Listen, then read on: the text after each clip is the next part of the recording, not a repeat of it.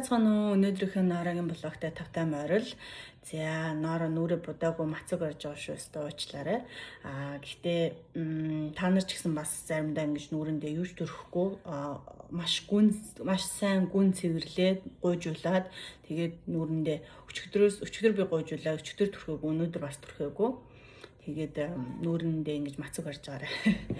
За, хүмүүс асууж юм л да. За чи итгэгч юм байна. Чи Иесус Христэд итгэдэг юм байна. Маш олон сүмүүд байгаа. Танаас сүм чи юугаараа бус сүмээс ялгаатай юм бэ? Бас итгэл үнэмшил хүнд яагаад хэрэгтэй юм бэ гэж маш чухал асуултуудыг асууж байна. За тэгээд ноороо өнөөдрөөс эхлээд жижиг жижигээр өдөр өдөрт би та бүхэндээ сүмээс сурсан бас ерөнхийч болгон гэж байдаг. Би танарчд манайх үзмэрчд болон түүний туслахууд 12 туслах 70 гишүүд гэдэг ингээд яг пирамид шиг юм гишүүд байгаа. Тэр хүмүүсийн өсөөс үг сонсох нь болохоор 4 сар 10 сард бид нэр тэр хүмүүс юу хийж байгааг нь сонсдог байхгүй юу?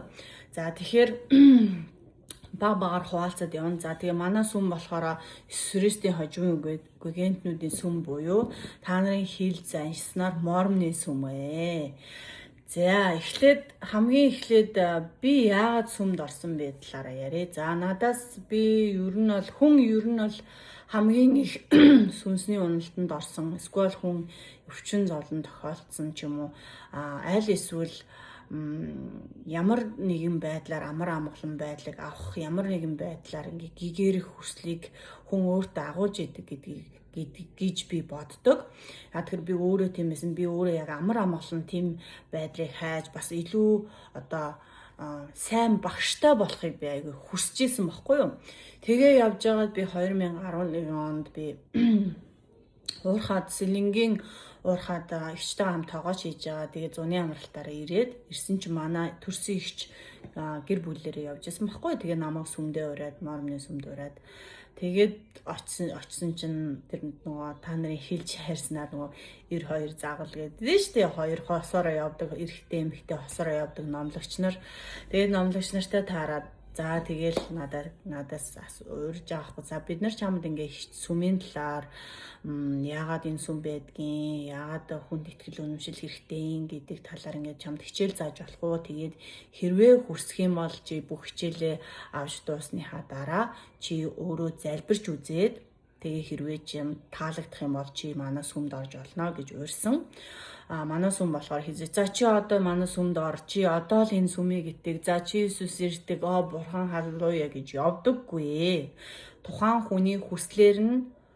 хүний хүслийг сонголтыг нь хүндэлдэг гэсэн үг. Би хүний өмнөөс орж сонголт хийхгүй.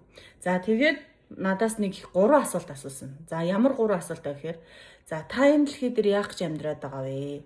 Таны зорилго юу вэ? Үхээд бид нар хайчих вэ? Гэсэн 3 асуулт. Би хизээж надаас хүмүүст гэж асууж байгаагүй. Тэгээ надад нэрээ сонирхолтой санагдсан. Би нэрээ яах гэж амьдраад байгаа юм болоо? Би яагаад энэ дэлхий дээр амьдарч байгаа? Миний амьдралын зорилго юу юм болоо? Би нэрээ өхүүл хайчих вэ? Өгсний дараа амьдрал байгаа болов гэдэг асуултыг яг өөртөө тулгарсан.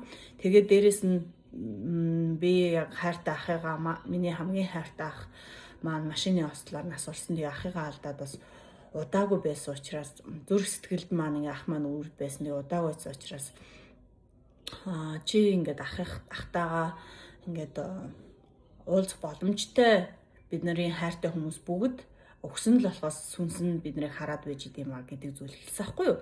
Тэгэл би вау нэрээ тийм би ерөн судалж үзье энэ сүмийг гээд.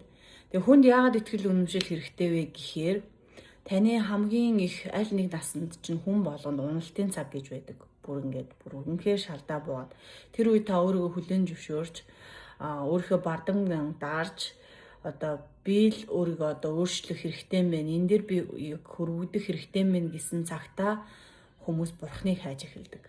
Эсвэл ямар нэгэн хүнд өвчин тусах өхлийн мөр дээр очих үед хүмүүс бурхныг хайдаг.